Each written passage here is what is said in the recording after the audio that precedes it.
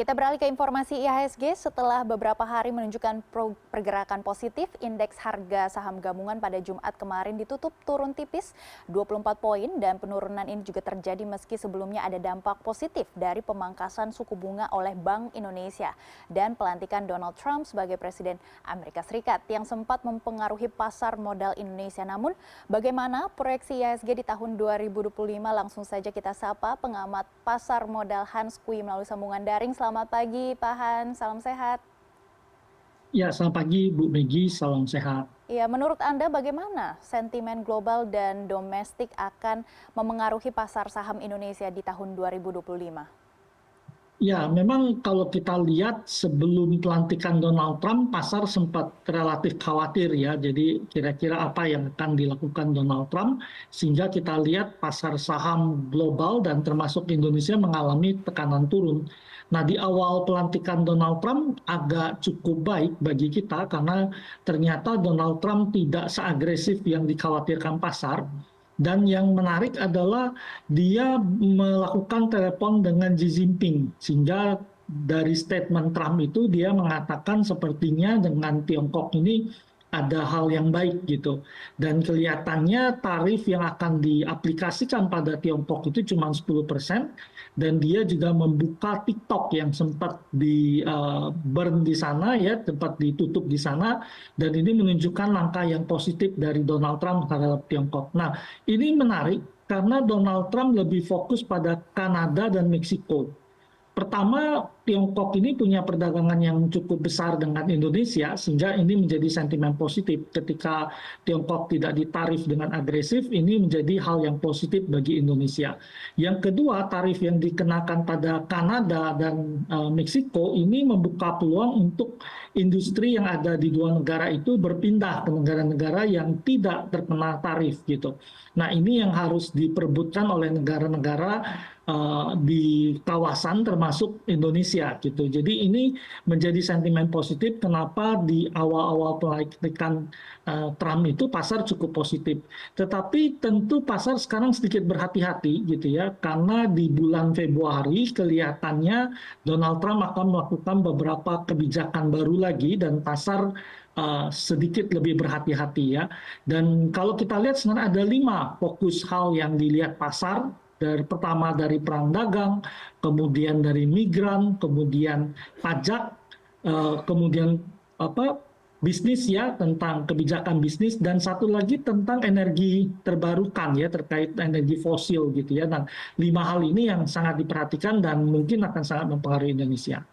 Baik, kita kembali lagi ke dalam negeri, Pak Hans. Dari awal tahun hingga 24 Januari 2025, investor asing telah mencatatkan net sale sebesar 3,6 triliun rupiah di pasar saham Indonesia dan sejumlah saham juga mencatatkan nilai net sale asing yang tinggi seperti di sektor perbankan.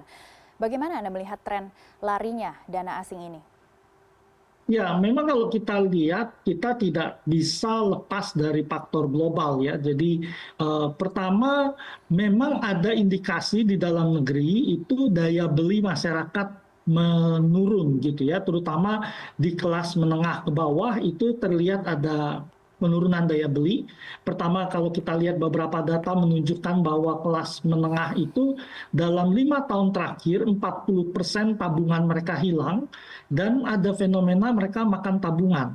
Kemudian ada peningkatan bahwa konsumsi yang dilakukan kelas ini ya, kelas menengah dan kelas bawah ini memakai pinjaman karena terlihat ada tren kenaikan pinjol, kemudian pay later di sana.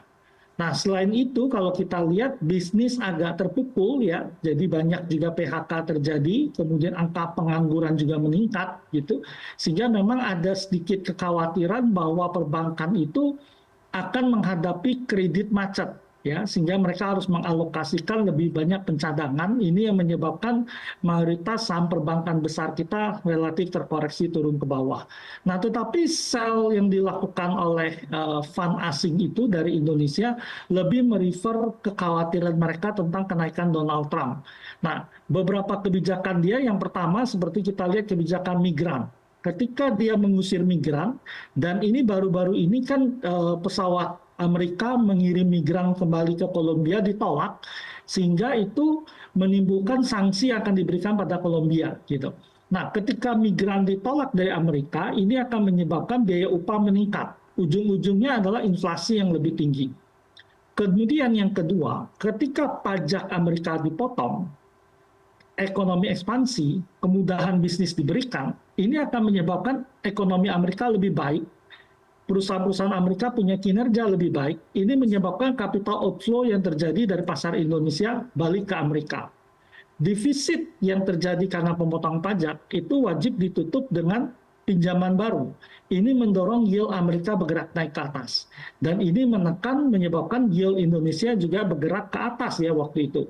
Nah, faktor-faktor inilah yang menyebabkan orang melakukan outflow karena mengantisipasi bahwa pertama, Amerika akan lebih baik daripada negara lain, dan outflow itu pasti terjadi di seluruh dunia. Yang kedua adalah kemungkinan strong dollar, karena mereka kembali ke Amerika, sehingga ada pelemahan nilai tukar. Sehingga investor asing mempertimbangkan double kerugian, pertama Amerika lebih baik, sehingga mereka harus kembali, kemudian kerugian kurs yang bisa menyebabkan mereka mengalami kerugian. Ini yang menyebabkan capital outflow.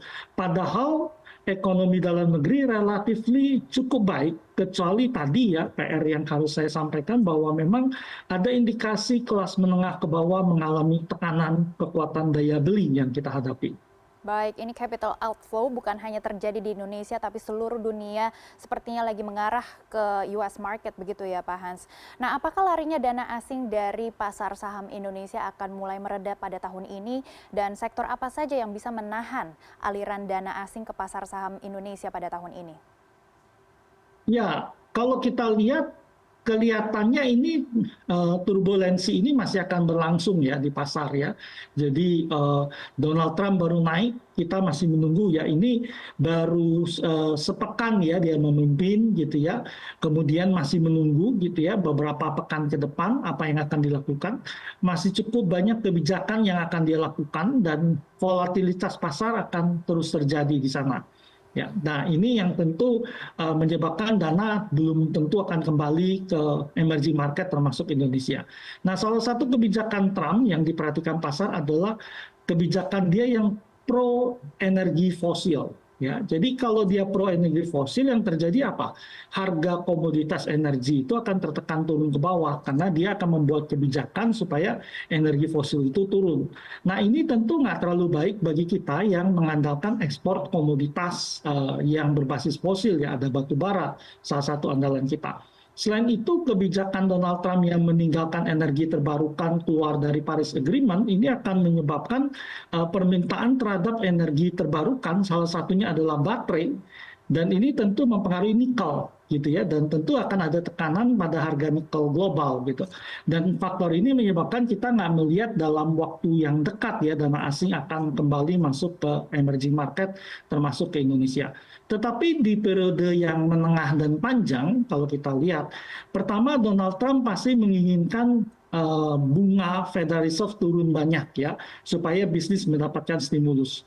Yang kedua, supaya bisa menang perang dagang, dia pasti menginginkan dolar dia melemah. Nah, yang ketiga, ekses dari perang dagang dan kebijakan Donald Trump itu nanti akan agak buruk bagi ekonomi Amerika. Nah, waktu itulah dana akan outflow kembali masuk ke emerging market termasuk ke dalam Indonesia gitu ya. Karena kenapa? Indonesia salah satu negara yang tidak terkena dampak langsung dari perang Donald Trump, karena surplus kita kepada Amerika itu mungkin peringkat 12 ya, dibandingkan negara-negara lain ya. Jadi kecil kemungkinan kita terkena sanksi tarif dari Donald Trump. Baik, Bank Indonesia juga sudah mengambil langkah pemangkasan BI Rate. Bagaimana Anda melihat dampak langsung dari keputusan Bank Indonesia yang memangkas suku bunga terhadap pergerakan IHSG? Ya, memang kebijakan Bank Indonesia sedikit mengejutkan karena waktu itu survei menunjukkan tidak ada yang menyangka bahwa BI akan melakukan pemangkasan tingkat suku bunga mereka gitu. Nah, tetapi kalau kita lihat dari statement BI ya, pertama adalah inflasi terkendali, yang kedua adalah adanya upaya BI lebih pro pertumbuhan.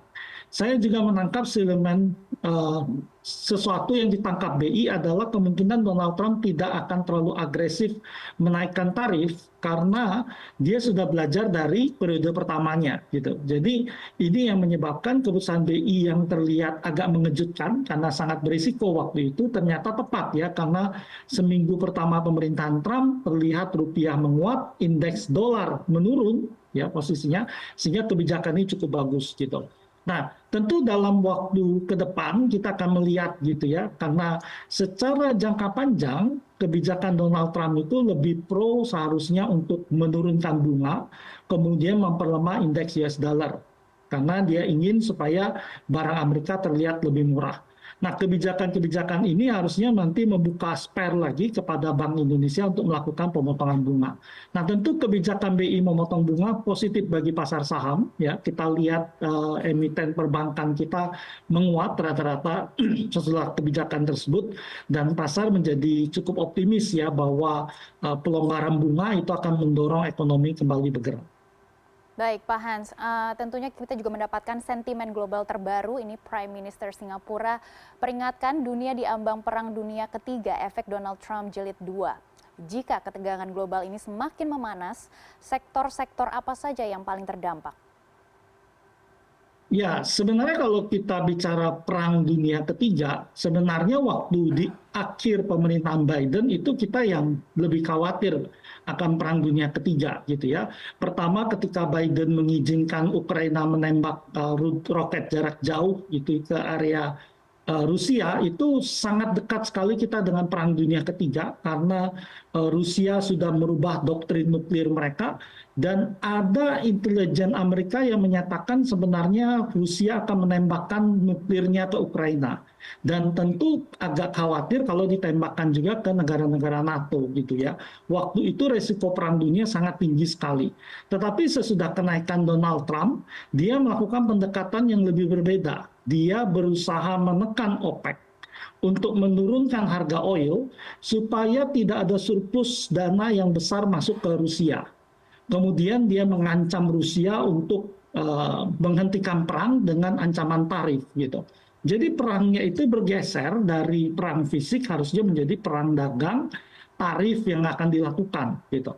Dan sekarang dunia menunggu gitu ya. Mungkin kita butuh delay beberapa bulan, tidak seperti janji Donald Trump dalam waktu 24 jam mampu menghentikan perang Ukraina Rusia, tapi kita mungkin akan menunggu beberapa bulan ke depan gitu ya, ketika Donald Trump ketemu dengan